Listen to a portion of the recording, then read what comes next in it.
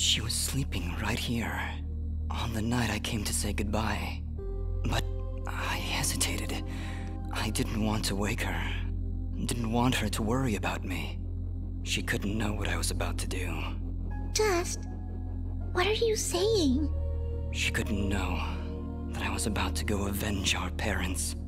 You mean, you're... But how? What's going on here? I remember now. But how? How can I have helped destroy this village, but be a victim of that same act?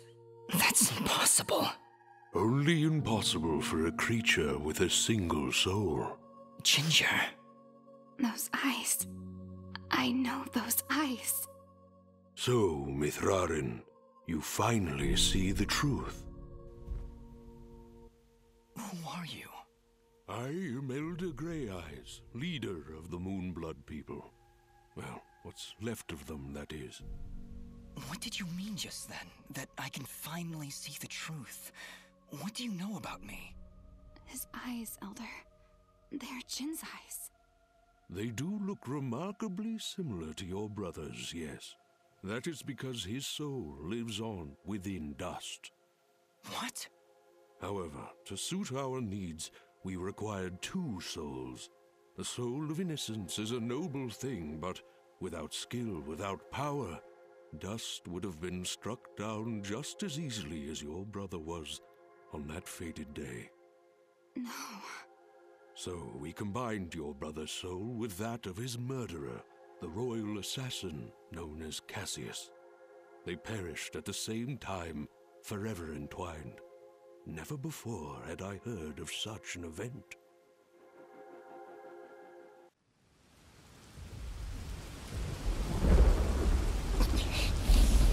You murderer! My parents did nothing wrong! You have been deceived, little one. Your parents turned against their king, an act of pure treason. What resistance there was led by your family alone. You destroyed my village, murdered my friends and family. You will not survive this day! I take no joy in slaughtering one as young as you, child. But you have forced my hand.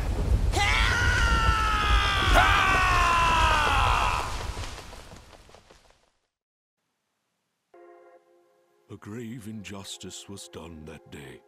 Cassius murdered a defenseless Jinn, but his pride and arrogance proved to be his undoing. But how? How can this thing be my brother? It's not possible. I couldn't even remember you when we met. You are Jinn, yes, but you are also Cassius. 2 souls, forever at odds.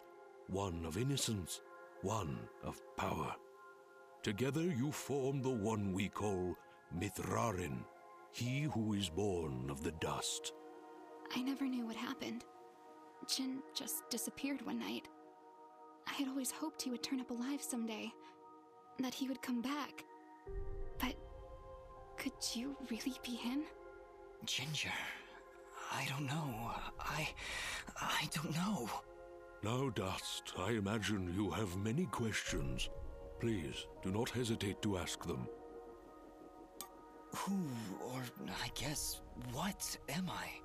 You are what my people call Sen Mithrarin, he who is born of the dust, created from the essence of the life thread itself. You see, my people have been on the verge of extinction for a great many years. General Gaius planned to eradicate us once and for all, and while our warriors are proud and strong, what chance would we have against such a powerful foe? To defeat General Gaius and save our people, we would need a warrior capable of standing against an entire army. This warrior would also need to be pure of heart, incorruptible. So that's why you picked Cassius and Jin. Just like you said, opposites. Exactly. Cassius is one of the greatest warriors this world has ever seen, and Jin's purity of heart would help guide our warrior to save our kind. From their fallen souls, You were born. Born to save us. To save this world. Why did I only remember now? I didn't even recognize Ginger when I met her. You may possess the souls of two separate beings, but your body and mind are your own. You were created to save this world, so we felt giving you memories of either soul would simply distract you from the task at hand. I had no idea who I was, what my purpose was. You say that, but in all cases you did exactly what we intended you to do. You saved complete strangers outside of Aurora Village. You stopped our wayward brother Fuse from destroying all that we sought to save. You saved Mudpot and brought the waters of life back into this land. You purged a demonic rage from this land and even helped two old souls find peace once more. You may not have known your purpose, but that did not stop you from fulfilling it. And now I'm here. Yes, now you are here, and we can finish this fight once and for all. Who was Fuse? He said he was a Moonblood, but he looks nothing like you.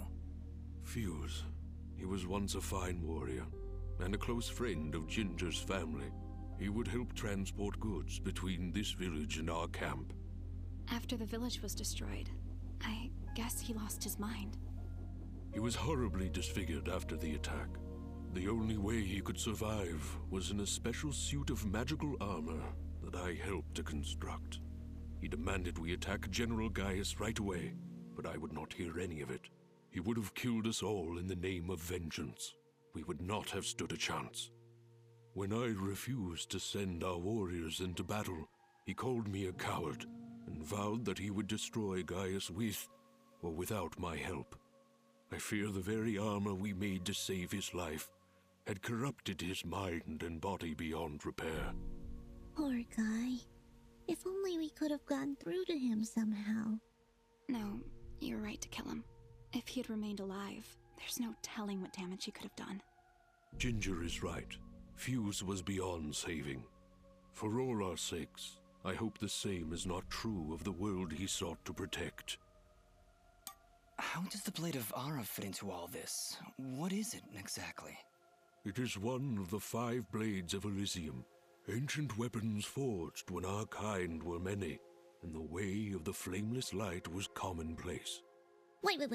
What the heck is the way of the flameless light? A path we Moonbloods continue to follow. It is a way of living, a way of thought, that allows us to make use of a power both old and great. Magic without magic. I am so confused. Surely, as Nimbat's Sword Guardian, you've studied the ancient doctrines. You must know, in the event that the sword is summoned by its rightful owner, you are obligated to follow. I may have skipped over that chapter? You haven't answered my question. The Blades of Elysium were created to guide their sword-bearers, Dust. I was summoned to your side to ensure a balance was maintained between the souls within you. Ah, my old friend. It is good to hear your voice once more. It has been a long time, Master. Wait just a second. How can you possibly know each other? My clan's been keeping the sword hidden for over 200 years. Master Grey Eyes has lived for a very long time, Fidget. Longer than any of you.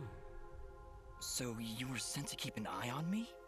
To help you reach your true potential. Nothing more.